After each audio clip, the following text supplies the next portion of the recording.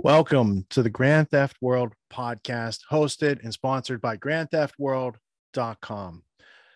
I go away for a couple weeks, and all of a sudden, the phrase honk honk has new meaning. Some of it's a political polarization. Sedition, insurrection, a threat to democracy. This city is under siege. They are now calling it an occupation. Alarming situation there in Ottawa. The police chief is calling it a nationwide insurrection driven by madness. I think it's part of the globalization of Trumpism. Canadians know where I stand. There hasn't been as much violence as some had perhaps projected, but that does not necessarily mean that it has been peaceful. Residents say they feel like hostages. Some protesters harassed a soup kitchen. These anti-vaxxers actually took food from the mouths of the homeless. Hungry, yeah. Because they're so put upon. The small fringe minority of people who are on their way to Ottawa or who are holding unacceptable views that they're expressing. Many of them are holding Confederate flags. I've heard there's QAnon supporters in the crowd. We've seen swastikas. We've seen the Confederate flag. This is a story of a country that got through this pandemic by being united, and a few people shouting and waving swastikas does not define who Canadians are. It's a cult. Yes. And other people see it as a framing of the words that represent hope and freedom and family and community and all these types of civil liberties that have been removed heretofore under the name of the COVID pandemic. Canada's working class has finally rebelled after years of relentless abuse. Truck drivers are threatening to topple Justin Trudeau's creepy little government with their big rigs. And they may succeed, actually. The protests against Justin Trudeau's vaccine mandates have been far more effective than anyone in charge imagined. For Democrats in the United States, that's a pretty obvious lesson. Over the past 48 hours, Canadian truckers have blocked the major trade routes between their country and ours. Last night, farmers driving heavy agricultural equipment shut down the highways at the Manitoba border with the United States. You're seeing footage now from the town of Emerson, Manitoba. 1,100 miles away, a similar scene on the border of Ontario in the United States. Green tractors with Canadian flags lining the highway in protest. But the most meaningful blockade of all is taking place right now on the Ambassador Bridge. That's the privately owned span that connects Detroit to Windsor, Ontario. If you live in the upper Midwest, you know it well. A quarter of all the trade between the United States and Canada, one another's biggest trading partners, that's billions of dollars, comes across that bridge. And as Fox's Molly Line is reporting from Ottawa, that bridge is now completely shut down. We're Canadian, and we want to be free Canadians. Increasing concern spreading through Canada and now the U.S. as the Freedom Convoy threatens trade along the border. Truckers blocking traffic at the Ambassador Bridge connecting Detroit and Ontario. A second crossing linking Alberta and Montana also shut down by protesters, calling for an end to all COVID restrictions and vaccine mandates. We want freedom, freedom of all mandates, and that's what we're fighting for. The Ambassador Bridge is the busiest international crossing in North America, carrying 25% of all trade between Canada and the U.S. We want freedom, the truckers are saying, freedom from mandates. It's a very straightforward ask, but so far the truckers don't have that freedom, and so their blockade continues. Welcome back. This is episode 67 of the Grand Theft World podcast. We titled it, The Political Science Has Changed. Recently, that's happened like in the last week or so. Federal mask mandate. Yeah, at this point, there absolutely should be that mandate because we know that if all of us wear masks, we reduce the chance of transmitting or acquiring COVID-19 by 5 times. There is a real danger when we politicize science. That public trust is broken when we are politicizing science instead of following scientific process. Agree that masks are a very powerful layer of protection, but it's one layer. And if we have so many other layers that are present, masking may be one that could go away. Make sure that you're wearing a mask, even though it's outdoors. If there are lots of people packed around you, wearing a 3-ply surgical mask. Don't wear a cloth mask. Cloth masks are little more than facial decorations. There actually is a harm that we should be discussing of children continuing to mask. We should also be intellectually honest and say that masking has had a cost, especially for the youngest learners, so the risk-benefit calculation has really changed. I'm the mom of 2 little kids under 5. I can't wait until they are vaccinated. But I would wait until we find that the vaccines are safe and effective. And I'm not sure that we can say that at the moment because we just don't have the data. But I also think that other parents would want to wait until we know that 3 doses will produce the intended effect. I'm not saying, I don't think anyone really is saying that no one should ever wear masks, but rather that the responsibility should shift from a government mandate imposed from the state or the local district of the school. Rather, it should shift to an individual responsibility by the family. We're going to be talking about a lot of clips tonight. Some of the clips are pretty incendiary, but we're going to let the facts and the truth speak for itself. It's not our opinion. We're just letting you know the things that have happened in the past week. You've got anything from the castration of Justin Trudeau, the accusations, the rumor, the innuendo, the memes that he might be the illegitimate son of Fidel Castro. Not my opinion. This is a question asked by Patrick Bet-David on his podcast recently to Jordan Peterson. What can you say about this? This is your world. I don't know if this even talked about over there with the whole story of Justin Trudeau's, related to Castro, because years ago, like, go to the picture of a Fidel, the wife, and the father. So this is a picture of them three. That's his mother. That's him. That's the father. But then you put Justin right next to Castro. Can you go back to the other picture on Twitter? Yeah, that one right there. Looks eerily similar. Yeah. Is this even a conversation in Canada? Has anybody been telling? Because this is written about many, many different places to the point where they tweeted about it and said, no, Castro is not Justin Trudeau's father. No, it's a nasty bit of innuendo, and it looks a little too real to, that's why people are giving it credibility. I also saw Tucker Carlson mention it in one of his monologues. So there's that concept out there. You got the Canadian truckers uprising, bringing all these things to light. We've also got some news on the COVID front. We've also got some news on the World Economic Front. Again, I guess that goes back to Justin Trudeau, who was one of the World Economic Forum's young leaders, groomed, I think, around 1992, same class possibly as Angela Merkel, formerly Prime Minister of Germany. World Economic Forum's Young Global Leaders revealed this from technocracy.news.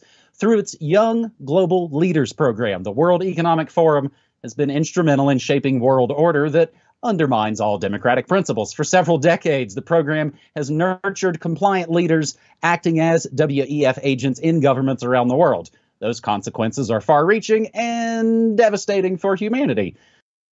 And I have to say, when I mention now names like Mrs. Merkel, even Vladimir Putin and so on, they all have been young global leaders of the World Economic Forum. Mm-hmm. But what we are very proud of now, the young generation, like Prime Minister Trudeau, President of Argentina and so on, that we penetrate the cabinets. So yesterday I was at a reception for Prime Minister Trudeau, and I know that half of this cabinet, or even more half of this cabinet, are for our actually young global leaders of the World Economic Forum.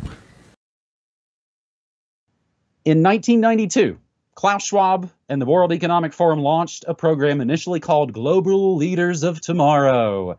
In 2004, this program was turned into the Forum for Young Global Leaders, which Patrick Wood covers in his book, The Global Coup d'Etat. It's a 5-year program of indoctrination into WEF principles and goals. The aim was, and is, to find suitable future leaders for the emerging globalist society. The program has, since in its inception, included politicians, business leaders, royalty, journalists, performers, and other cultural influencers who have excelled in their fields but have not yet turned 40 years of age, originally 43, in order to include New World Order Merkel. It has since grown into an extensive global network of dedicated leaders with enormous resources and influence, all working to implement the technocratic plans of the World Economic Forum in their respective nations and fields. The network creates a force for worldwide influence through the combination of the individual skills and resources of its members, aka nepotism, trust funds, those sorts of things. As Klaus Schwab said in the introductory quote, it's become very successful. Already in its first year, 1992, a number of highly influential candidates were elected. Among 200 selected were global profiles such as the aforementioned Angela Merkel, Tony Blair, Nicolas Sarkozy, Dr. Bill Gates, U2's Bono, Richard Branson of Virgin, Yorma Aliyah from Shell Oil, and Barroso, of course, president of the European Commission. The more recent examples of influential young global leaders, it's basically round up the usual suspects, James. There's a little bit of me that was like, oh, I'm excited to see who all these names are. I recognize all these names. They're already scumbags on the world stage. The cowering Kiwi, Jacinda Ardern from New Zealand, groomed by his teacher and then married her, Emmanuel Macron, president of France. Ida Auken, MP and former Minister of Environment for Denmark, of course, author of the infamous article, Welcome to 2030, I own nothing, have no privacy, and life has never been better. We charity scamster, Chrystia Freeland, Deputy Prime Minister and Minister of Finance for Canada. And, of course, family friend to the Huxleys, Leonardo DiCaprio, actor and climate activist. You guys wait till he starts making movies based on Huxley's instruction manuals. They've been playing around with it for a decade. Then, of course, Jack Ma, Alibaba, Larry Page from Google, David de Rothschild, he's an adventurer, James, and an environmentalist. Jimmy Whale of Wikipedia, Nicholas Zenstrom of Skype, and, of course, Zuckerberg of Fedbook. They are surely to be trusted since, for example, David Roy Thompson, chairman of the Thomson Reuters Corporation, is an alumni of Global Leaders of Tomorrow, class of 1993. So you've got people who were groomed for power. In Trudeau's case, that's multi-generational. His dad, Pierre Trudeau, was Prime Minister of Canada, worked with Maurice Strong and Edmund de Rothschild back in the 80s on something that's become known these days as Agenda 21. You've also got this interview that happened this past week. It's not just the banning of Joe Rogan, these episodes that are disappearing from Spotify. There was a recent interview with Joe Rogan by Tim Dillon, and there was a particular part. They were talking about the big picture and World Economic Forum, but specifically, it seemed like Tim Dillon was giving a book report on the Franklin cover-up to Joe Rogan. He had some comments to say about billionaire mentor to Bill Gates, Warren Buffett. That's why Jeff Bezos recently with Amazon, like he's taking the photos with the girl. Yeah. He's enjoying it. At least the Amazon employees, even though they don't have food or healthcare, can look at him and go, he's having fun. Do you know what I mean? Yeah. Whereas a Warren Buffett, he's just in Omaha having sex with quietly and worshiping Satan. Is that what he's doing? Come on, who lives in Omaha? That has $1 billion. He drinks a lot of Coca-Cola. He's got $100 billion. He lives in Omaha. Why? Because he likes. He lives in a small house. He says he likes Dairy Queen. Let's cut it out. The last clip that I found remarkable that I wanted to mention early up front, so you stick around and see it later, is Rats in a Cage by Chris Martenson.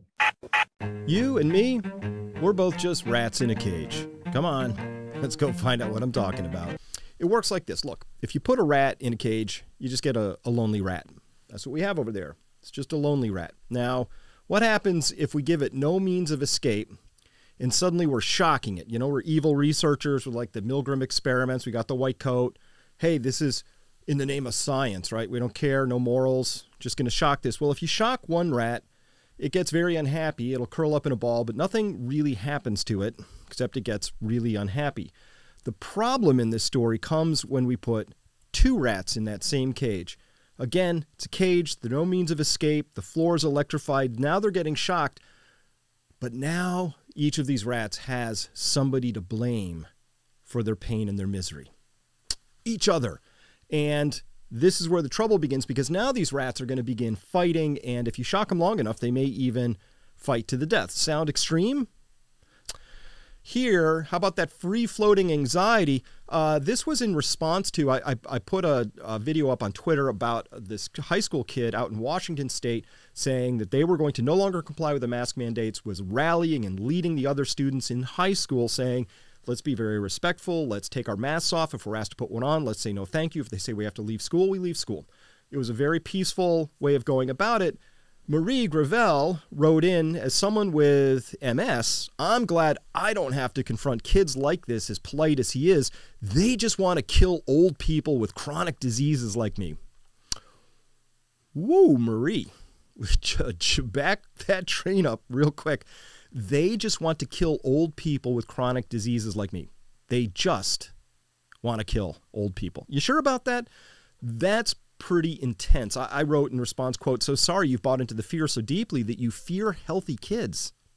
Tragic. You might ask, who sold me this abject fear? Why did I buy it?" End quote. So, but look at this person. I think is very representative of that free-floating anxiety. This person is like just living in abject fear now that younger kids who aren't going to wear a mask, they're doing that because they want to kill her. That's pretty profound and disturbing.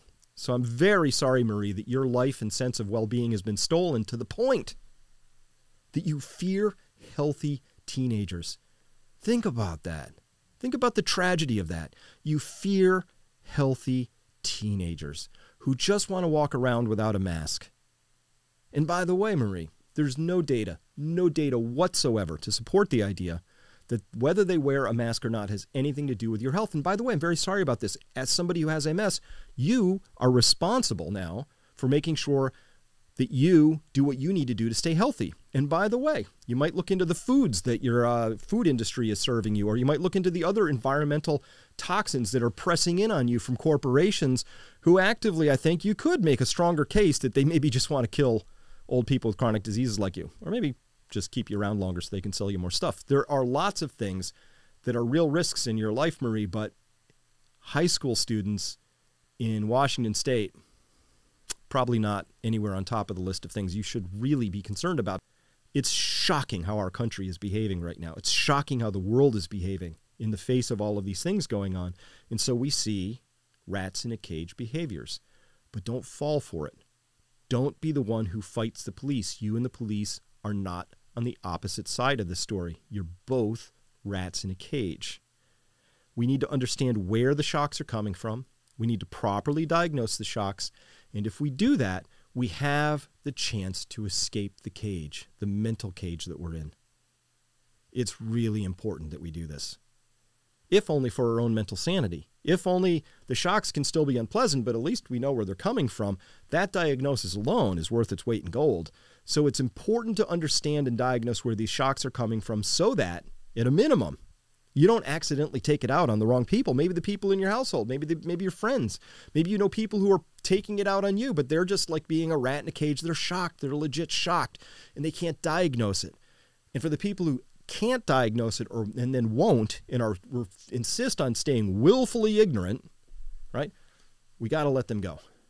I divide people into thirds. 1/3 of the people are going to be subject to this mass formation, the psychosis. They're going to be crazy. They're going to actually insist on their right to be a rat in a cage. So I say let them. You stay there. You be you. Market fear and ignorance. Ingest it all you want. Think that healthy kids are out to kill you. Go for it. Sounds like a miserable life to me, but we each get to choose. So that's on you. 1/3 of the people already get it. They've shown up at the protests. 1/3 of the people are just not subject to this mass formation. They're done. They've seen the story. They want to live their lives. They understand that I'm in this camp, that we want to get our lives back and we want to live lives of meaning and purpose. The middle third, these are the people we still need to talk to. They're wavering a little bit. They don't know which way to go yet. And so the way we attract them over is we just run a better model. As Buckminster Fuller said, you never replace a system by tweaking it. You have to build a better model, and people will come. So if this group over here is living in joy, like watching the truckers with their bouncy castles and dancing and doing all this crazy stuff, right? They look like they're having fun. So to the extent they're doing it right, because they're saying, look, we're free and having fun. These people are like, well, kids are trying to kill me because they won't wear masks. And the people in the middle can go, this looks like more fun. That's how you win, by living your life and living it well and living it with joy and meaning and purpose and love. So with that, we're going to kick off this week's show with Luke Radowski of wearechange.org and bestpoliticaltshirts.com. Let's get the summary of the week before we dig in and do some deep dives into the facts of the matter.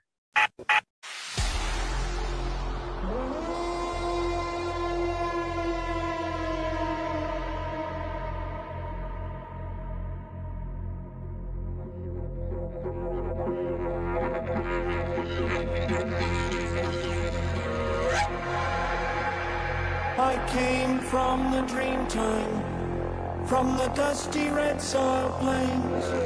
I am the ancient heart, the keeper of the flame. I stood upon the rocky shore, I watched the tall ships come. For 40,000 years I've been the first Australian. Wow, those are the images that the corporate media does not want you to see. Freedom protesters outside the Australian Parliament letting them know that enough is enough. Ready for something crazy? If you spent time in the standard American school system from kindergarten through high school, you've spent 15,000 hours of your precious life in a classroom. Shocking.